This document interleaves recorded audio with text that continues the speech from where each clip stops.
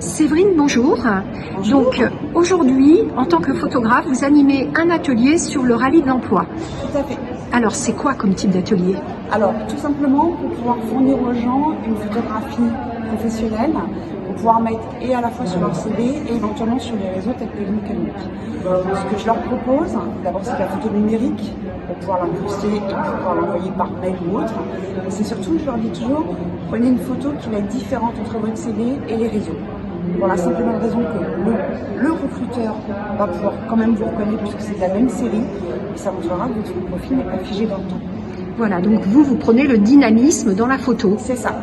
Ce que je veux, c'est que les gens évoluent et montrent qu'ils n'ont pas collé, si vous me permettez l'expression, leur candidature et qu'elle ne bougera pas tant qu'ils n'auront pas trouvé un travail. Et montrer au contraire que tout bouge, que tout peut évoluer, y compris l'image. Et donc cet atelier marche bien, vous voyez passer beaucoup de monde? Je vois passer beaucoup de monde, je discute pas mal avec les gens aussi, j'essaye de les décontracter. En général, la première photo est toujours très figée à faire la tête. Leur parler permet de les décontracter, de leur montrer qu'il n'y a aucun souci avec leur image, tout passe. Merci beaucoup. De rien, merci à vous. Donc, je suis Karine Van der Strik, présidente et fondatrice de Je suis un héros.com et j'interviens auprès des entreprises qui doivent malheureusement se séparer d'un collaborateur mais qui souhaitent le faire de façon responsable et éthique en lui finançant un accompagnement. Donc, je vais prendre sous mon aile le collaborateur, donc le héros, qui s'écrit ERO puisque c'est l'acronyme de En recherche d'opportunités, et l'accompagner soit à la recherche d'emploi, soit à la création d'entreprise. Donc vous refaites le CV avec lui, vous refaites son parcours. On refait vraiment tout le parcours, on le remet surtout en valeur, on lui redonne confiance parce qu'aujourd'hui un collaborateur qui perd son job a l'impression de perdre ses compétences, il perd juste à un employeur. Il faut lui réapprendre à savoir parler de lui de façon valorisante. Et donc ce matin, vous avez vu passer beaucoup de demandeurs d'emploi sur votre stand? Cette année, c'est un petit peu plus calme, mais en tout cas, les gens viennent souvent reparler de leur CV. Et le CV aujourd'hui, ce que les gens oublient, c'est qu'ils pensent qu'un CV, c'est l'humain qui va le recevoir directement. Sauf qu'il faut toujours passer par l'ordinateur et les algorithmes. Il faut leur faire retravailler un petit peu les mots-clés, savoir comment les compétences, on les fait correspondre à l'algorithme pour qu'au final, l'humain le reçoive. Merci beaucoup pour ces explications. Avec grand plaisir. Avec le rallye de l'emploi, Val d'Europe Agglomération vous propose un outil qui pallie à ces difficultés. Il dynamise le recrutement local pour les entreprises val-européennes en croisant l'offre et la demande et en rendant public le marché caché qui représente près de 70% des offres d'emploi. Le rallye emploi permet surtout de faire se rencontrer les gens, un principe qui figure dans l'ADN de notre territoire. Il ouvre les portes des entreprises et invite à les faire découvrir. Il fait aussi tomber les a priori en modifiant les représentations parfois négatives que peuvent avoir les employeurs à l'égard des chercheurs d'emploi et les chercheurs d'emploi à l'égard des employeurs. Cette année, 73 recruteurs ont répondu présents à l'appel de Val d'Europe Agglomération pour un total de 2500 emplois proposés. Nos partenaires animent également des ateliers pour booster son CV ou son entretien. J'en profite pour remercier chaleureusement le Pôle emploi de Chécy, le Centre commercial Val d'Europe, le site je suis un héros.com, la mission locale, le beach de Bailly-Romainvilliers, la mairie de Céris et de Chécy, le studio S de Griffe, ainsi que la mairie de Couvray, qui sont nos partenaires du rallye et du quotidien. Depuis 18 ans, le succès est au rendez-vous. Notre territoire compte aujourd'hui 6300 entreprises pour quelques 44 000 emplois. C'est 48% d'emplois de plus en 10 ans, quand la moyenne nationale est à 1,6.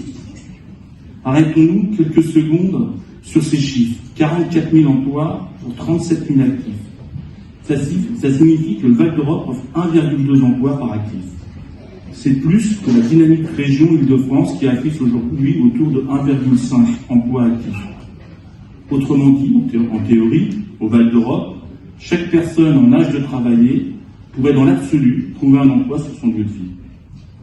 En cette année d'anniversaire pour notre territoire qui célèbre les 50 ans de l'établissement public d'aménagement, les 35 ans de la Convention de 1996 du SAN, aujourd'hui devenu Val d'Europe Agglomération, et les 30 ans de l'ouverture du parc Disney, nous ne pouvons que nous féliciter de la réussite du projet du territoire que nous portons tous collectivement. J'ai coutume de dire que le développement économique est la pierre angulaire de cette réussite. Il est indispensable pour accompagner ce projet urbain et touristique qu'est le Val d'Europe. Il y a 30 ans, nous n'avions ici que des champs. Il y a 20 ans, on nous traitait de ville dortoir. Il y a 10 ans encore, les habitants étaient des grands pourvoyeurs de mouvements pendulaires vers Paris et la Petite Couronne. Aujourd'hui, grâce aux acteurs du territoire et grâce à nos entreprises, le Val d'Europe est une destination pour les entreprises et les salariés, un lieu où l'on vient pour travailler et pour vivre. Mais l'histoire ne s'arrête pas là. Les élus, les équipes du Val d'Europe poursuivent l'aventure chaque jour en travaillant, en innovant et en allant chercher de nouveaux prospects. Une nouvelle stratégie de marketing territorial a été lancée avec Disney, Field of Opportunities, à la fin de l'année 2021. Le service du développement économique de Val d'Europe Agglomération a été renforcé en conséquence. Avec l'arrivée de Madame Corinne Lecam, je l'ai vu, ça pouvait lever le bras. Nouvelle responsable du service qui œuvre au quotidien de Béatrice Laju, de Benoît Fleury et de Nathalie Chrétien. Vous pouvez lever le bras aussi, qu'on vous repère bien. Merci. Au service de notre tissu économique, je les en remercie. Ce travail collectif nous permettra d'amener de nouvelles entreprises au Val d'Europe avec un objectif à terme de 80 000 emplois pour 80 000 habitants. Le défi est lancé pour l'avenir. Un beau territoire où il y a beaucoup d'emplois, beaucoup d'entreprises. Malheureusement, on a une pénurie de main-d'œuvre, vous le disiez tout à l'heure, fort justement. Et je pense qu'il faudra, là je vais faire un peu de politique générale, mais comme je suis candidat à rien, je peux me permettre. C'est vrai qu'on est dans un pays aujourd'hui où on a, surtout Val d'Europe, un besoin de main-d'œuvre, qu'on qualifiera peut-être pas forcément de qualifier complètement, mais disons des emplois qui sont tournés vers le commerce, vers le tourisme. Et qu'aujourd'hui, dans notre pays, on a beaucoup de difficultés. On peut comprendre pourquoi. Chacun a voulu, et c'est fort normal que ses enfants fassent autre chose que des emplois peut-être de premier niveau, comme on dit, qui permet parfois de débuter une carrière. Et donc aujourd'hui, on se retrouve dans une pénurie un peu accrue. Donc quand certains parlent, excusez-moi d'aborder le thème, mais d'immigration non choisie ou choisie, aujourd'hui, tout le monde peut considérer que si jamais on ne recrute pas des gens qui veulent faire des métiers Val d'Europe, la pénurie est monstrueuse. Si vous allez dans tous les restaurants, je m'adresse aux maires des communes ou aux patrons, parce qu'il y en a beaucoup, je parle toujours des employés mais aussi des patrons. Aujourd'hui, dans tous les niveaux, ils ont un mal de chien à recruter. Alors quand on voit le nombre de gens qui sont au chômage, ça peut laisser rêveur et perplexe, bien sûr. Pourquoi ? Parce que aujourd'hui, on se retrouve dans une situation où peut-être demain, vous ne pourrez plus manger au restaurant parce qu'il n'y aura personne pour faire la plonge, la cuisine. Vous ne pourrez plus être livré, même à moins d'avoir des Amazon qui automatisent entièrement leurs usines. Est-ce que c'est une bonne chose pour le pays ou pour le monde ? Je ne sais pas. Mais globalement, c'est un des gros soucis qu'on a tous, on va dire, quels que soient les métiers, que ce soit dans la PAO, dans la communication, dans le monde de Jean-François, je pense que tu ne contrediras pas. Je peux te lever parce qu'on ne t'a pas présenté, j'aime bien présenter Jean-François. Jean-François Thérault, au-delà d'être un bon ami à toutes et à tous, c'est un homme très investi qui est aussi dans une grosse entreprise et qui pourra vous éprouver toutes les difficultés qu'il rencontre pour trouver du personnel. Au-delà de ça, si jamais on parle de la pénurie aujourd'hui, la guerre en Ukraine, la sortie du Covid, la sortie du Covid, la guerre en Ukraine, on se prépare tous à des temps un petit peu difficiles dans les mois qui viennent. Donc c'est important peut-être d'être solidaire, de se serrer les coudes. C'est vrai qu'il y a de l'emploi, il y a des entreprises qui recrutent. Le secteur aujourd'hui est incroyablement dynamique. Moi, quand je vois on est capable de signer parfois, ce qui nous est arrivé il y a peu de temps, 30 000 m² d'activité de bureau en l'espace de 48 heures, d'être sur des projets qui parfois peuvent être sur des milliards d'investissements sur le Val d'Europe. mais on retrouve toujours le même problème, l'emploi. Aujourd'hui, on ne trouve pas de personnes pour travailler, pour occuper les emplois. Donc je ne sais pas comment on va pouvoir faire, parce qu'on fait un forum de l'emploi, donc on va regarder combien on a d'offres et combien peuvent être satisfaits, parce qu'au-delà du fait qu'il n'y a pas d'adéquation entre l'offre et la demande, nous on est sur un territoire qui est plutôt tourné vers le commerce et le tourisme.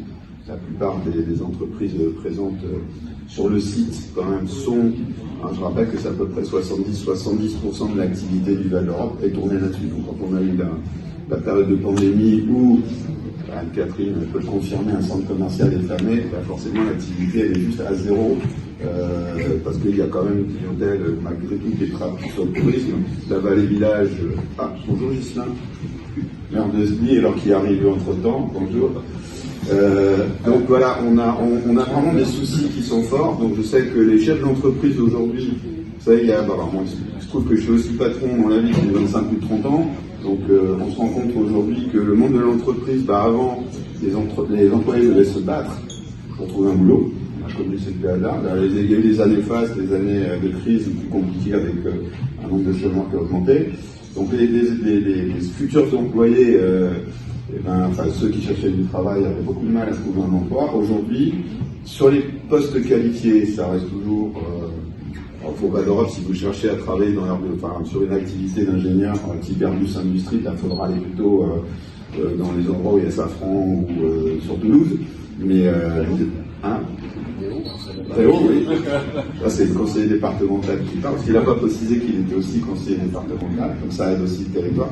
Mais c'est vrai qu'on n'arrive pas forcément à trouver cette adéquation. Donc, voilà, Val d'Europe, je dis simplement, si on pouvait faire en sorte, nous, de faire venir des entreprises qui sont dans des métiers un petit peu différents, ce qu'on s'efforce de faire avec Disney. Il n'y a personne de chez qui, j'ai vu qui chez Disney, notre amie Laetitia qui est là, donc qui représente Christophe Giral, qui s'occupe du développement immobilier et des entreprises sur le territoire.